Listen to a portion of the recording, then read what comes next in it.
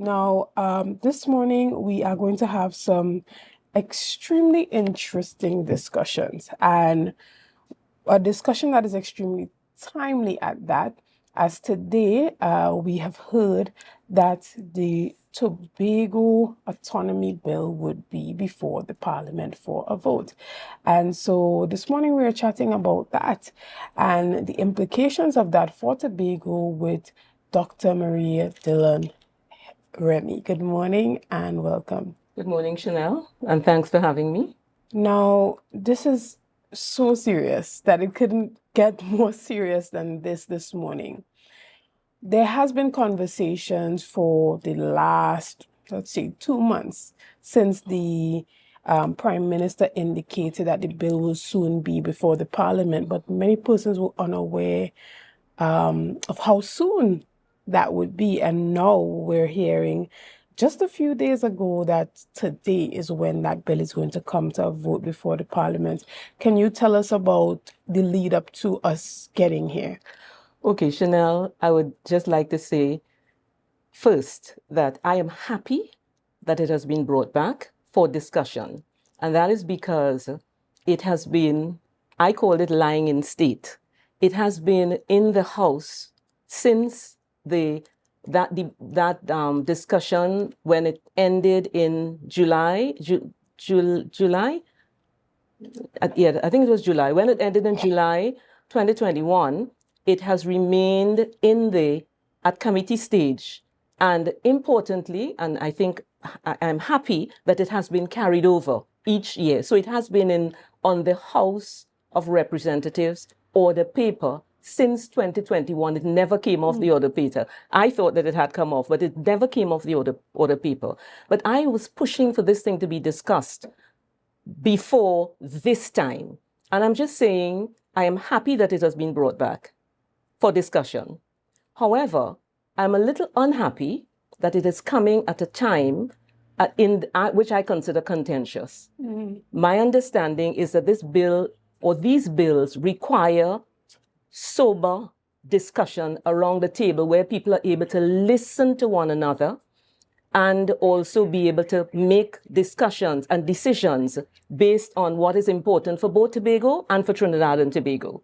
And I am hoping that will happen, but I'm concerned that it's happening about this time. Right. Actually, Shenell, in 2022 and 2023, and even this year, I've been writing about this, saying, please bring this back for discussion. Don't leave it for this contentious time. It is too important a bill for Tobago and also for Trinidad and Tobago. And Dr. Remy, as Senator in the Parliament, persons often say that you are the one true Tobagoan in the Parliament because every time you get the opportunity to, you always bring up that Tobago Autonomy Bill and the importance of considering it even when there are discussions surrounding the budget allocation. Yes. You have continued to echo the sentiments of key voices in Tobago, not just your own, and you have somewhat taken the baton of those that went on before you to continue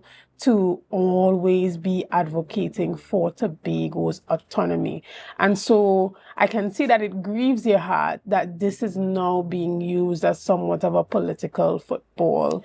And during this time, as you indicated, the discussions are needed. So do you think that a halt needs to be placed at this time? Okay, I would not say that a halt needs to be placed. I would say I'm happy that it's on. My understanding is that there needs to be amendments based on the fact that Tobago had said that they, and when I say Tobago, let me just go back a little.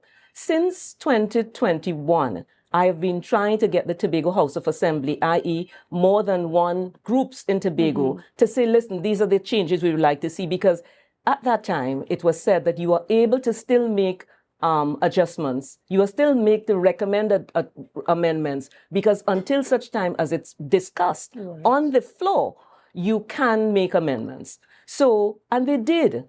There was I facilitated meetings with the then PNM, Mr. Charles, and the PDP at the time. because this was when the 6-6 was in the thing and they did not have. So they did, and they did send down some recommended changes. The PNM said, listen, we are comfortable with this bill as it is, so we are not going to be a part of this recommendation, but at least the PDP and represented by then, he was not Chief Secretary then, but then Representative Assemblyman Augustine and Mr. Charles, they would have sent to the Parliament what they considered important in terms of recommendation.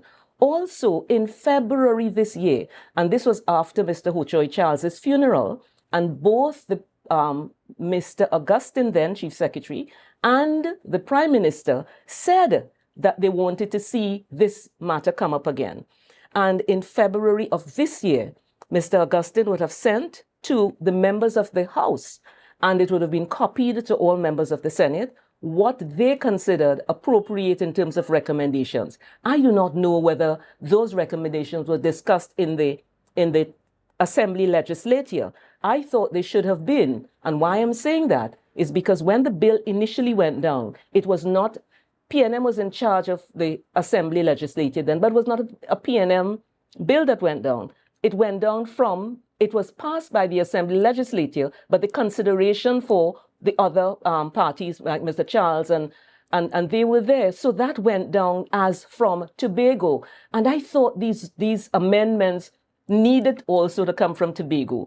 So I was hoping that they would have they would have brought the amendments as coming from now the legislature of Tobago saying that these are the amendments that we want to see. So it wouldn't be seen that it is now, you know, PDP or with whatever the party now in power in Tobago siding with the UNC. That is not what we want now. And the other thing I would want to say is that the PNM cannot give Tobago self-government in the way that we want to. That's because it requires a majority. And the only way that could happen is if Tobago has, if PNM or any other party has that majority that could change the constitution, which they don't have. Neither party has that, and therefore you need to have the negotiation. So you need to have negotiations with government and opposition in any form that it comes in, and you also need to hear from the Tobago House of Assembly, the Tobago legislature. And that is what I thought would have happened in between 2021 and now. However, the fact that it is happening now, I am taking it and I'm praying that something happens. What am I wanting to come out of this? Not necessarily today, because I don't know that all of this can happen today, but it will all, I'm not in the House, so I don't know. But I hope that the amendments would be, the proposed amendments that came from Tobago would be addressed, and they can be addressed right now on the floor, or they can be sent back to, they say, okay, right, they may say that this is too, let's go back to, they may do that, I don't know. But my understanding is that the amendment should be considered, and that at the end of it, a vote should be taken. And my hope and prayer is that at the end of it, a bill that is passed that is more in keeping with there's an agreement of all the three parties, Tobago, the government, and the opposition, be sent up to the Senate, where it also has to be debated. And in the Senate, you also need the agreement of independent senators, because government and opposition cannot pass it. You need the agreement of independent senators also. So this is what I would hope will happen today. Right. So, and have you had conversations with any of the MPs for Tobago East and West on this position that you have in regards to some of the amendments being made on the floor? No, I didn't have any conversation with them. What I know though is that they have said that they, from what I heard in the news, that they're willing to look at amendments. They, meaning the government, is willing to look at amendments. And I've heard also from the opposition, at least MP Rambali, as it was said, Dinesh Rambali, he said that he's not going to support the bill as it is. The bill as it is what is presented to the Parliament. The Parliament can say, listen, we accept it, and vote so. Or we can say, listen, we need these adjustments, and vote so. And this is what I think is required right now.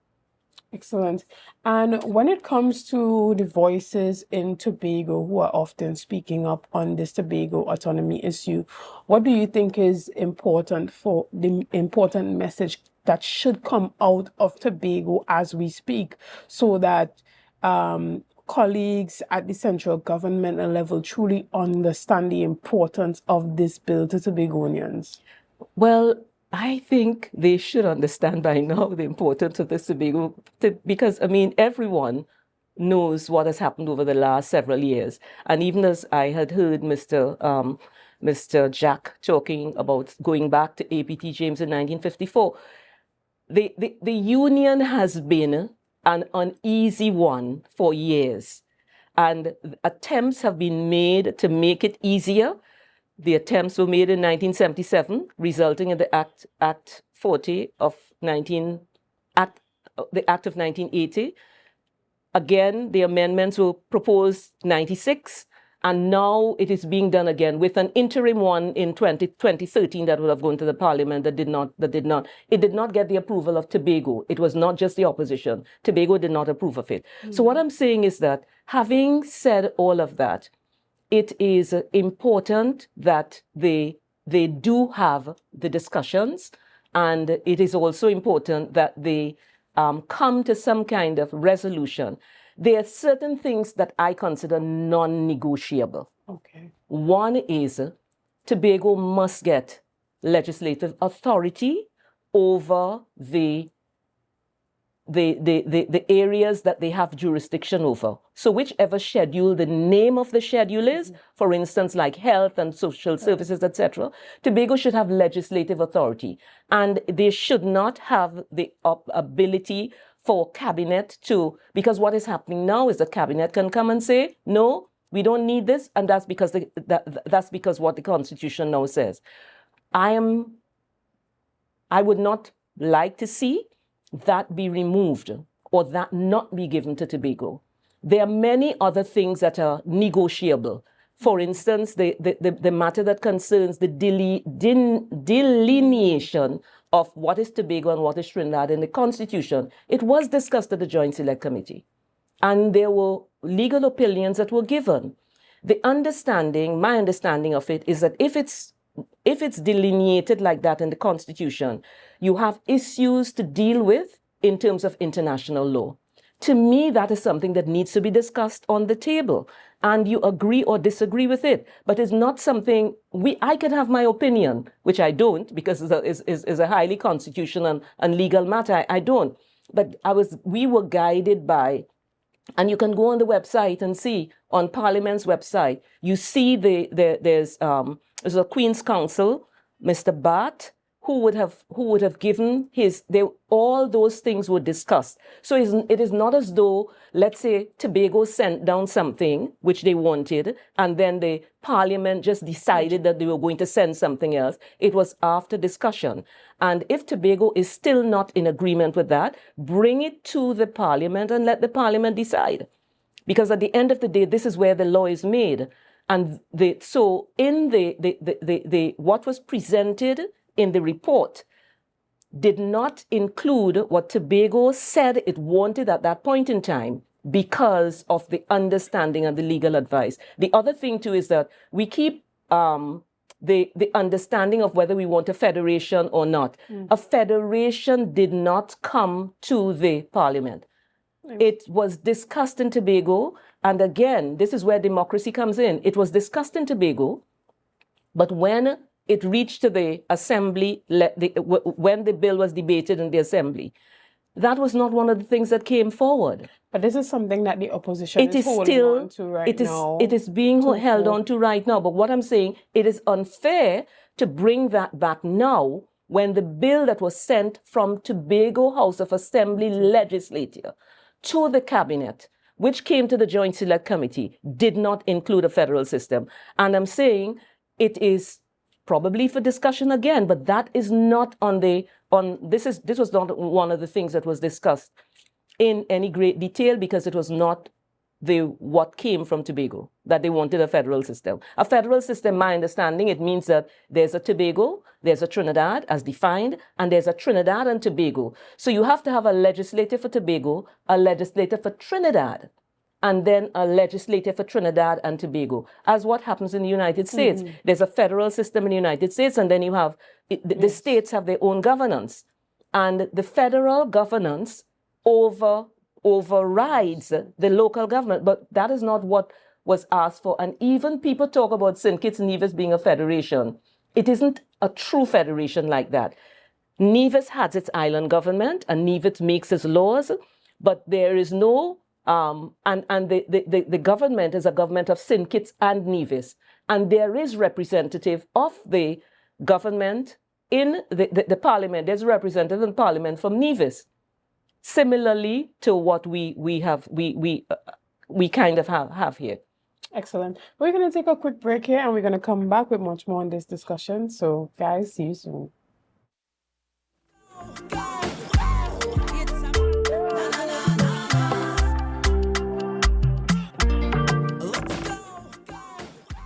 Good morning, good morning, good morning, and welcome back to Good Morning Tobago right here on Tobago Updates. Now, if you are just joining us, then that's so sad, because we have been having a really extensive conversation actually on the Tobago Autonomy bill that's coming before the Parliament for a vote today.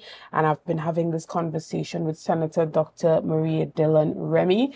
And, you know, she is known as the true Tobagonian in the Parliament, because she's someone who always stands up and advocates for Tobago and Tobago's autonomy. Regardless of what is being discussed, she makes sure that she inserts that in there somehow, some way.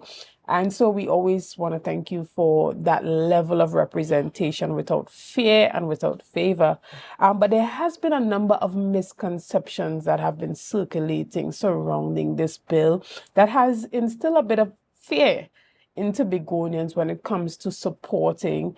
And there has also been misconceptions on the side of supporting the bill, right? So are there some of those things that you want to clear up this morning and ensure that Tobagonians have a clearer picture on what we are truly getting with this bill? Okay. One of the things I think I'd like to clear up, I've heard, and it was just in the discussion I heard when I was coming in the car, that the bill offers the delineation of Tobago in terms of their ability to be in control of or make laws for, that would be 8 miles. The current bill delineates the lawmaking power for Tobago to 11 miles, is not 8. Initially, 8 may have been on the cards, but the bill talks about 11 miles. I know one of the areas for discussion in that it is whether Tobago just have administrative powers over that area in terms of lawmaking, or is it administrative and legal making. In other words, you can make your laws, not just administer laws, but you can make your laws. My understanding is that what was requested is that it should be lawmaking powers. And again, if that's contentious, that is something that could be put on the table for discussion. That was one of them. Another one was the 6%, 8%, and all that has been bandied about.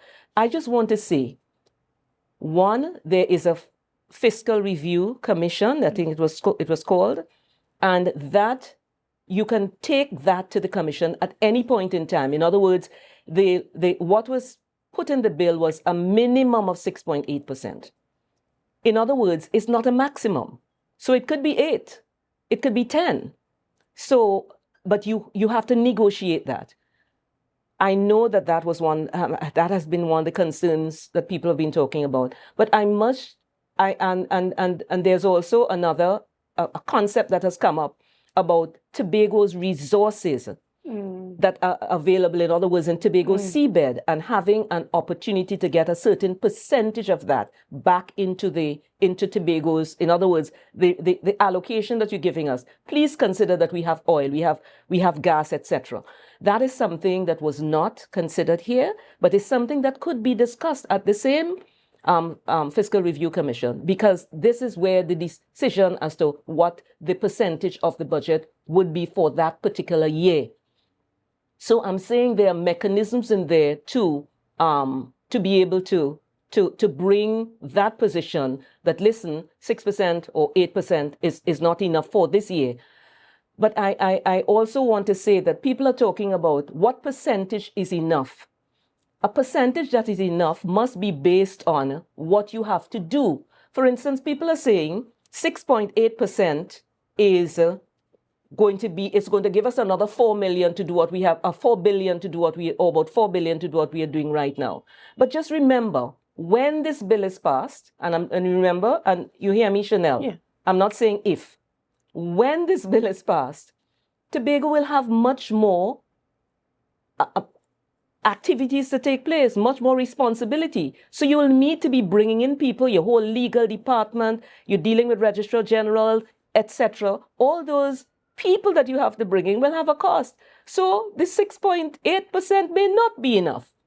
So as we speak about whether the percentage and stuff like that, I know we have a minimum, and I know you have the ability to review on a yearly basis what that percentage should be.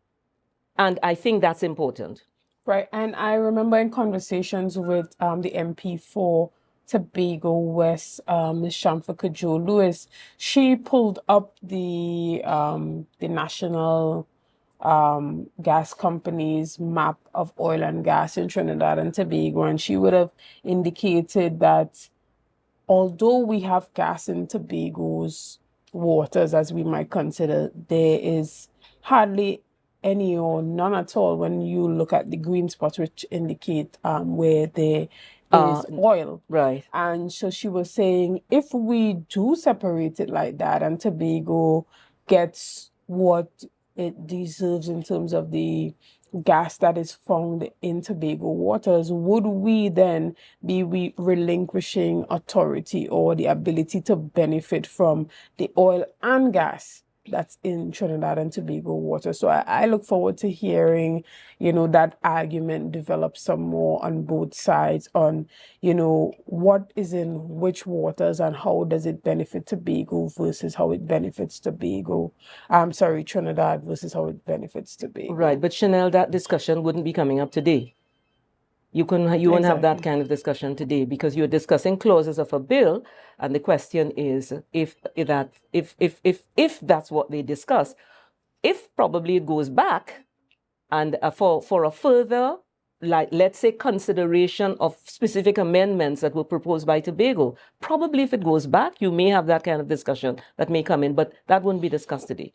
And that has been discussed for a long while. Correct. Yeah.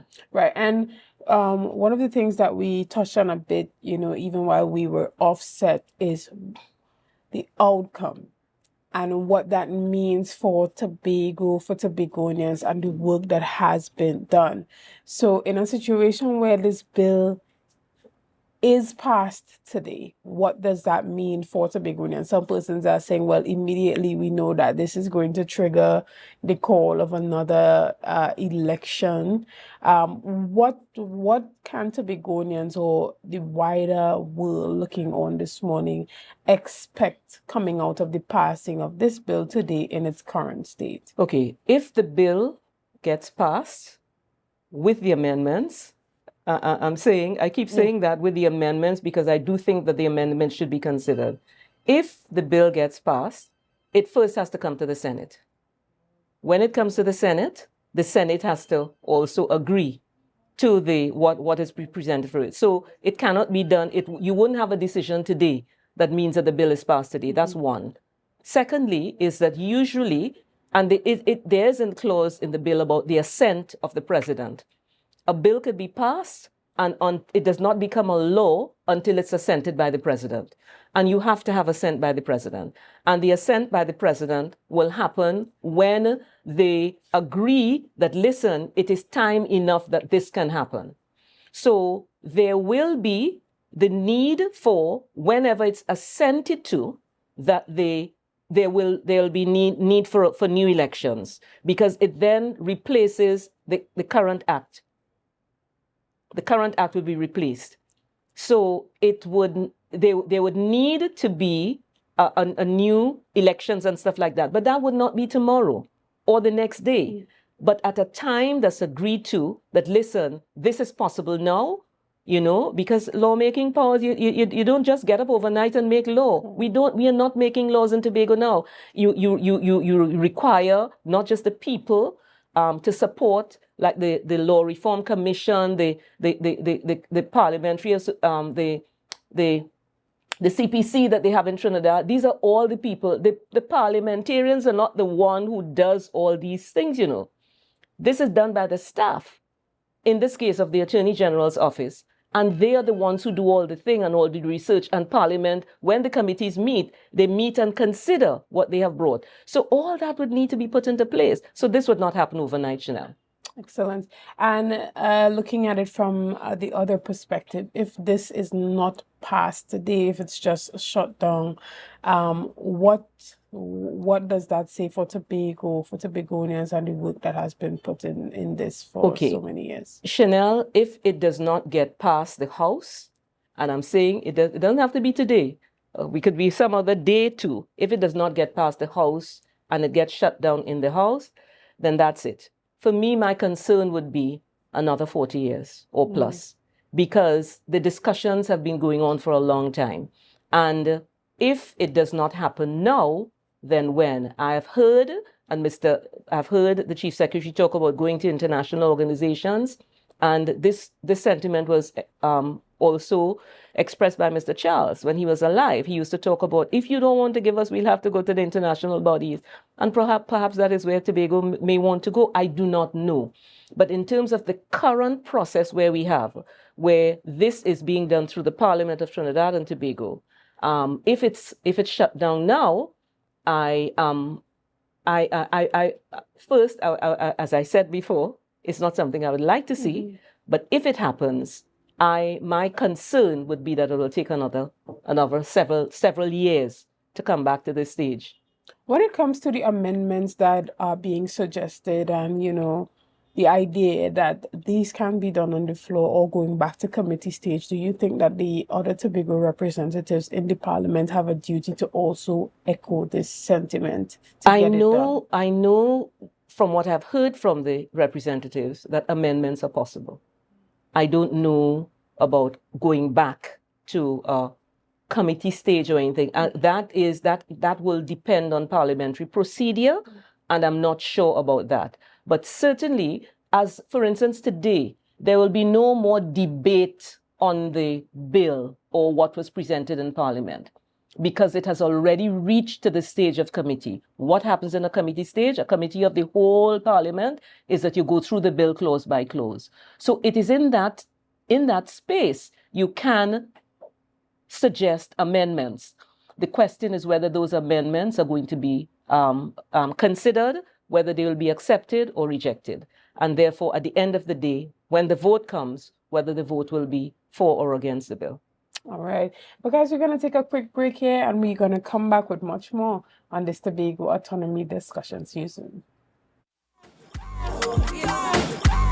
It's a brand new morning, rise up to a brand new dawning. As the passion start to rise, the energy fill the sky. Good morning, and welcome back to Good Morning Tobago. Now, today is a big day for Tobago and Tobagonians worldwide, because that Tobago Autonomy Bill is coming before the Parliament for a vote today. And this morning we have been chatting with Senator Dr. Marie Dillon-Remy, and we have just been going through, the reasons why this thing needs to be amended and passed today, or at least given consideration for more recommendations that is in greater alignment with what Tobagonians on a whole are saying that they want. So, to clarify, for persons who are thinking that you are just saying accept the bill, pass the bill today for all the work that Tobago has done in the past, you are saying we want it passed. Yes, we do, because we don't want to go back in time, 40 years, right? 44 at that.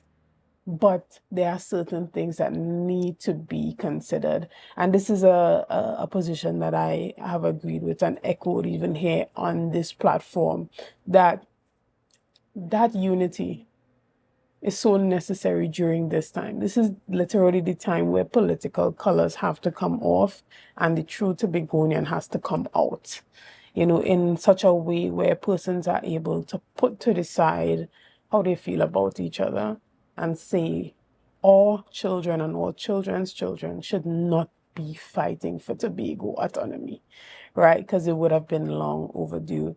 And so even as you have made your statements this morning and you have made your recommendations and, you've stood on your position, is there anything that you want to say to Tobagonians, to the wider world listening, and to your parliamentary colleagues this morning as this bill goes before the Parliament? To the members of the House, I would like them to seriously consider that this is not something to just reject or vote in as it is, but that they should give it serious consideration, clause by clause. I would really like to see them do that because it is important for Tobago. I would also want them to specifically consider the amendments that have been sent down by the Tobago House of Assembly. But there may be amendments circulated to by the government or by the opposition. So it should have a full and robust discussion. And at the end of the day, they should have something coming to the Senate, being sent to the Senate, that they would have agreed upon, that includes legislative making power for Tobago. To me, that's non-negotiable. I had heard actually, Shenell, somebody saying that the government intends to pull all the things that do not require the majority, so that they don't have to have the vote of the opposition. Right. Absolutely no way that should be, those things should be pulled. Watering it down does not make sense, and that should not be. Legislative authority, the putting in the Constitution what is necessary for Tobago, all those nice things must be done, is my understanding. We prepared to, when I say be prepared to, there are certain things that you would not necessarily agree on, but it should not be things like that. So now what about the fellow Tobagonians looking on today as this bill comes to the fellow Tobagonians looking on today, this is about Tobago. And yes, we do have the differences, and nothing is wrong with the way we think may be different. I look at a ball and you seeing 3 colors, I seeing 3 colors. But at the end of the day, it should not be disrespecting you to say that you don't agree with me. Fellow Tobagonians, we should be vested in what happens. It should not be seen at the end of the day that this is from PNM or this is from UNC or this is from PDP. Nobody can win if it's seen like that. However, if people look at it, I have a vested interest, as the government in Tobago has a vested interest. The government in Trinidad also has a vested interest. Government and opposition vested interest in Trinidad and Tobago being better, by Tobago being able to carve out its space appropriately in the union that is Trinidad and Tobago. So Tobago, please ask your people to do exactly that. Don't just dismiss it. Excellent. We want to thank you so much, Senator Dr. Maria Dillon-Remy. And again, thank you for all the work that you have been doing. Some people say it's thankless work, sleepless nights and thankless work, but you continue to do it and you continue to wave that Tobago flag genuinely from your heart each and every time. Again, as I said before, every time there's a discussion and you have the opportunity to speak, you find some way to fit Tobago and Tobago's autonomy in there. Absolutely, because it's very important. And so we thank you for that. The conversation is never dead at the parliamentary level once you are speaking. Yeah. So we thank you. And guys, we want to thank you so much for being a part of this morning's discussions. Thank you for your likes, your shares, and your comments, and all that you have been doing to make Tobago Updates the #1 broadcaster here on the island of Tobago. This morning, we do not wrap up here, but we go straight over to the nation's address being given by Chief Secretary Farley Augustine this morning. So good morning, and have a great day as you continue by listening to that address.